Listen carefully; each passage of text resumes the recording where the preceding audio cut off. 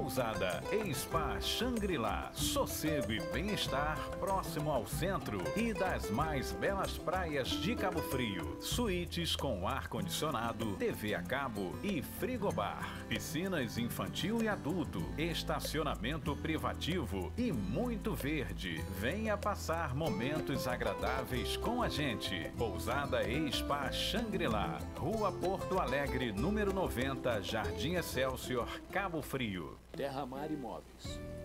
Compromisso e confiança. Compra, venda, aluguel fixo e temporário. Corretores credenciados e experientes. Cadastre seu imóvel com a gente. Trabalhamos também com lançamentos. Venha nos fazer uma visita. Avenida Assunção 464 Centro e Avenida Joaquim Nogueira 75 em São Cristóvão. Terra Mar Imóveis. Limpel, seu atacadão da limpeza.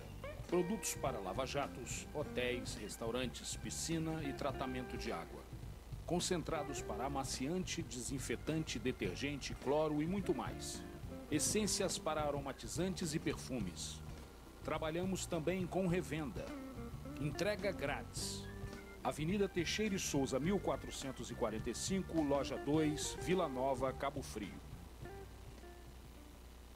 Minascar Veículos, compra e venda de automóveis novos e seminovos, revisados com qualidade e procedência. Financiamento com as menores taxas e um atendimento de primeira. Trabalhamos também com troca e consignação. Venha nos fazer uma visita e sair de carro novo.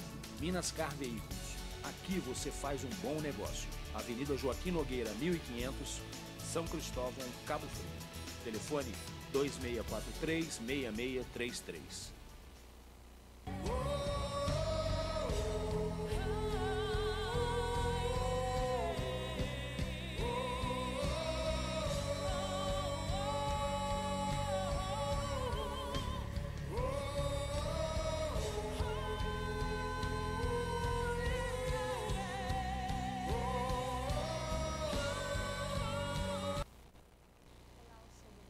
Paz do Senhor e desejo que o amor de Deus, a paz de Cristo Jesus seja sobre a tua vida, seja sobre a tua casa, sobre a tua família. E mais esse dia de hoje, como é bom estar junto, como é bom falar um pouquinho da palavra de Deus, como é bom descobrir aquilo que Deus tem para nós. Como é bom nos voltarmos a Deus, tirar alguns minutos para estar na sua presença. Nós estávamos e estamos estudando sobre a visão de Deus na nossa vida, quando os nossos olhos eles devem ir além da terra, olhar para o céu, o que vem do alto, o que vem de Deus, aquilo que nos atrai ao Pai, aquilo que nos atrai à presença de Deus. E nós terminamos a semana passada falando de Abraão e Ló, quando Abraão teve uma promessa de Deus, quando Deus leva Abraão e ele manda olhar do lugar onde ele está para o norte, para o sul, para o oriente, para o ocidente. E ele diz assim: Abraão, essa terra que tu vês, eu darei a ti e a tua descendência para sempre. Sempre será tua. Está escrito lá em Gênesis capítulo 13, versículo 14 em diante. Essa terra será sempre tua e para os teus descendentes. Portanto, hoje pode brigar quem for pela terra do povo de Israel, que será deles. Pode qualquer muçulmano, qualquer palestino querer tirar o que é de Israel, mas Deus disse lá em Gênesis, capítulo 13, versículo 15, eu te darei a ti e a tua descendência para sempre. Quando Deus diz para sempre, Ele fez uma promessa. E Deus, quando faz uma promessa, Ele cumpre. Deus, quando promete algo, pode passar os anos, mas Ele é fiel naquilo que Ele promete. Ele também disse que a descendência dele seria como o pó da terra, de maneira que não poderia contar o pó da terra. Assim a descendência também dele seria tão grande que não teria como contá-la. Aí ele animou Abraão e disse: Abraão, levanta, percorre essa terra no seu comprimento, na sua largura, porque eu vou dar essa terra para você, essa terra será tua. Então, nós comentamos que uma coisa é ter visão, outra é andar na visão de Deus e outra é seguir esta visão. Uma coisa é ter a visão de Deus, a segunda é você andar nesta visão e a terceira é você seguir, não desistir, não sair daquilo que Deus tem para você. Então, em Gênesis 13, versículo 14 a 17, nós encontramos Abraão e Ló, quando ele diz que nós não podemos perder a visão. Deus deu uma grande visão a Abraão e Abraão não podia perdê-la de vista. E esses princípios da visão divina, nós primeiro precisamos enxergar aquilo que Deus tem para nós. Quando não se enxerga o que se pode alcançar, nunca alcançaremos. Então ele disse, da onde você olha, do norte para o sul, do oriente para o ocidente, essa terra eu darei a você. Nós também vimos que Ló, ele considerou o potencial da riqueza, do ter, e enquanto que Abraão, ele confiou na promessa de Deus, enquanto Abraão andou na visão de Deus, enquanto Abraão andou no caminho de Deus e naquilo que Deus havia prometido para ele. Abraão não escolheu a ótica humana, como fez o seu sobrinho Ló, mas ele escolheu o céu, ele escolheu olhar para o alto, ele escolheu olhar para a direção de Deus. Assim como Abraão, ele não deixou de olhar para o alto, de uma promessa que Deus tinha para ele. Enquanto que Ló se agarrou às coisas materiais, ele olhou aqui e agora. Abraão, ele preferiu esperar, mas esperar a promessa que Deus tinha para ele. Enquanto que nós esperamos a promessa de Deus, enquanto nós descansamos em Deus e temos os nossos olhos para o alto, nós temos a direção de Deus. Um grande exemplo nós temos também do profeta Isaías. Em Isaías capítulo 1, capítulo 6, versículo 1, a Bíblia diz assim: no ano em que morreu o rei Uzias, eu vi também ao Senhor assentado sobre um altar e sublime trono, e o seu séquito enchia o templo. Nós bem sabemos que Uzias era um grande rei de Israel. E esse menino, ele subiu ao reinado, conforme diz a palavra de Deus em Crônicas, capítulo 26, versículo 1, diz assim: então todo o povo de Judá tomou a Uzias, que tinha 16 anos, e o fizeram rei em lugar de Amazias, seu pai. Então nós vimos que Uzias tinha 16 anos quando ele subiu no trono. Ele permaneceu mais ou menos 68 anos no poder, ou seja, reinou mais ou menos por 50 e poucos anos. E foi um rei que, a princípio, no início do seu reinado, ele andou, a Bíblia diz, no caminho reto de Deus. A Bíblia também diz que foi um rei que prosperou e muito. Ele foi muito abençoado. A sua fama correu por muito longe. E o povo de Israel tinha uma grande esperança nesse rei. A fama dele, conforme diz Crônicas, capítulo 26, a fama dele percorreu toda a Israel e todo o povo conhecido na época, a tamanho que ele recebeu presentes, ele recebeu respeito dos povos que rodeavam Israel. Seu nome foi reconhecido por todo Israel.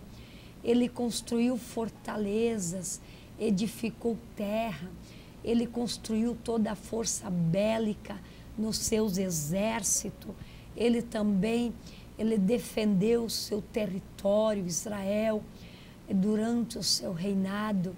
Ele investiu em tecnologia, nos equipamentos de guerra. No final dos seus dias, nós também vemos um Uzias leproso, um Uzias que tentou também usurpar as prerrogativas do sacerdote. Ele entrou no templo para queimar incenso no altar e no lugar do sacerdote. Mas era um homem assim muito glorioso em tudo que ele fez. Seu nome foi conhecido, espalhado até a entrada do Egito. Ele edificou torres em Jerusalém, ele edificou torres no deserto, ele cavou muitos poços, ele tinha muito gado, ele tinha vales, campinas, lavradores, vinhateiros, ele tinha um exército de homens destros de guerra, tinha chefe de paz, homens valentes, eram mais de 2.000 homens e 600 homens valentes. Ele tinha um exército guerreiro de mais de 307.500 homens que faziam a guerra com força belicosa. Então ele preparou todo um exército com escudo, com lanças, com capacete, com couraça, com arcos e até funda para atirar pedras. Ele fez em Jerusalém máquinas de invenções de engenheiros. Isso tudo tu encontra em 2 Crônicas, capítulo 26, do capítulo 1 até o 23. Esses grandes feitos de Uzias. Mas por que então, conforme nós lemos, vamos voltar a ler o texto de Isaías, que ele disse: e no ano em que morreu o rei Uzias, eu vi também o Senhor assentado sobre um altar e sublime trono, e o seu séquito se enchia o templo. Por que será que Isaías somente viu a glória de Deus, somente viu a presença de Deus depois que morreu o rei Uzias? Ele somente viu a presença de Deus como um sacerdote. Eu estou falando do profeta Isaías. Por que Isaías somente viu essa grandeza de Deus depois que Uzias faleceu? Isaías sempre entrava no templo, sempre ofertava a Deus, sempre falava de Deus, ele cria em Deus. Mas por que ele somente viu essa glória, a majestade de Deus depois que o rei morreu? É porque assim como Isaías, também eu e você, muitas vezes somos levados a olhar para os homens, admirar os homens, admirar a grandeza dos homens, admirar o que os homens fazem. Quantas pessoas às vezes são voltadas a homens que têm admiração, que têm orgulho e que acham que o fulano faz grandes coisas e se esquece que o que ele faz é puramente pela vontade e permissão de Deus. Quantos homens trocam às vezes a presença de Deus, trocam às vezes o olhar de Deus para o olhar do homem? Quantos homens se dirigem ao próprio homem em vez de buscar a presença de Deus? Uzias era um rei magnífico, era um rei que todo mundo tinha orgulho, que colocava a esperança, como Israel colocava a sua esperança nele. E assim também Isaías começou a olhar Uzias como um grande rei.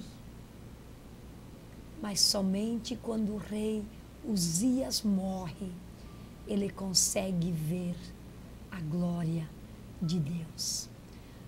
nós temos muitas vezes que matar aquilo que também nos impede de ver a presença de Deus.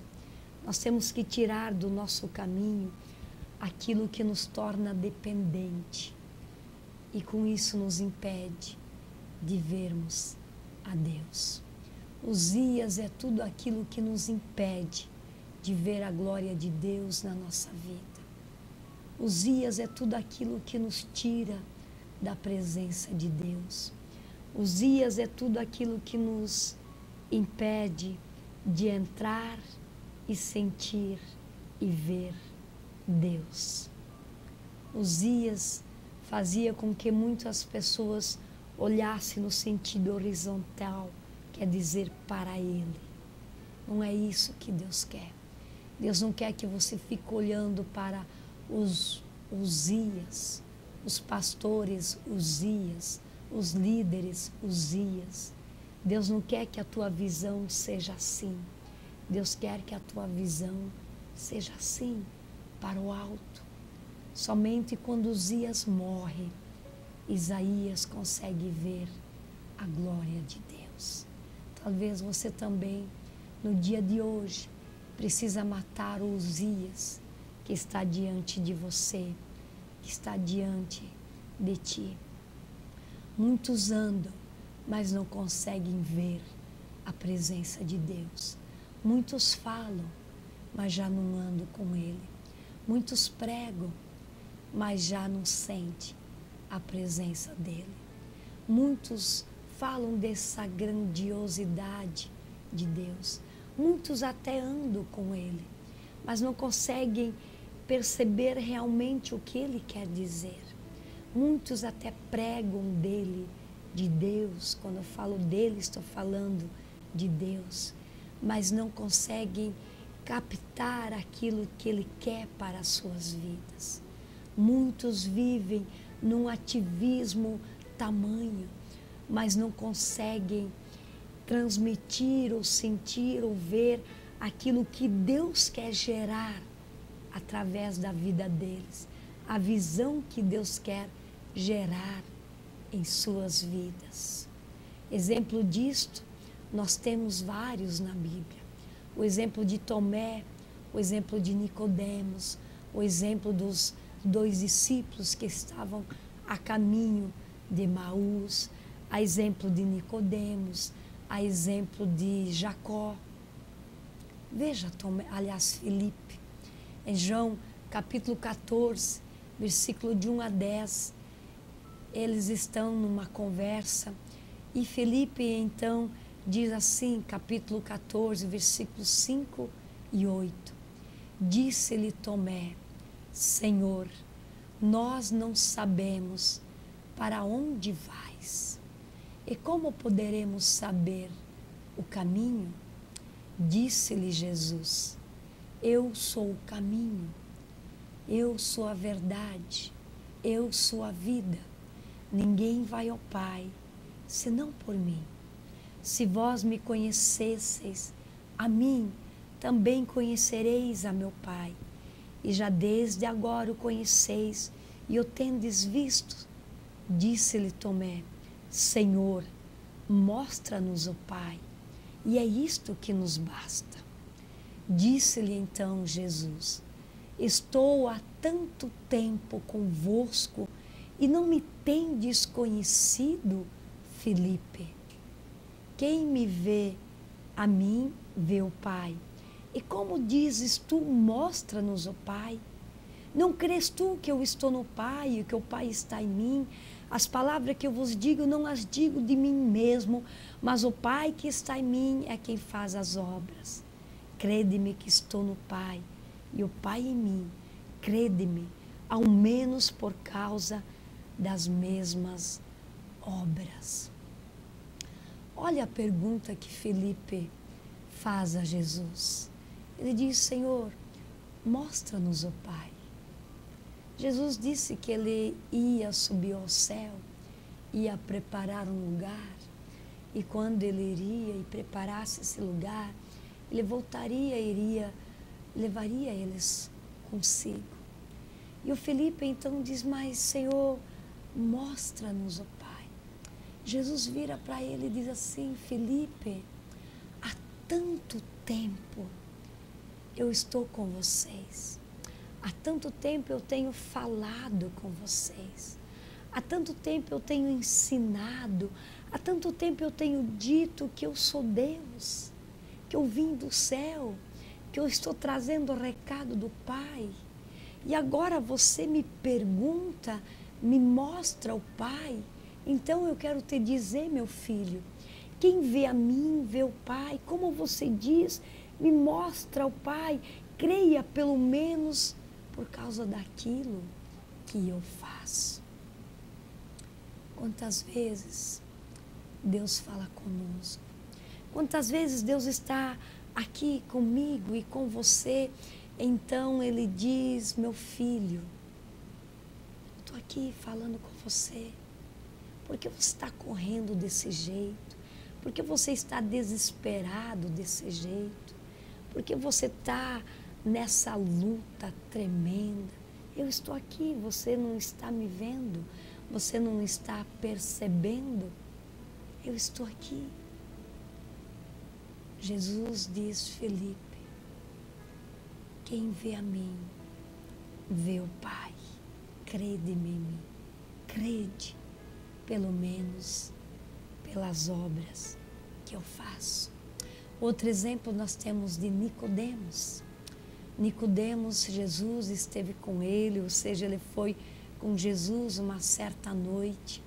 E lá em João capítulo 3, versículo 13 e 4, a Bíblia diz assim, Jesus respondeu e disse-lhe, na verdade te digo que aquele que não nascer de novo, não pode ver o reino de Deus.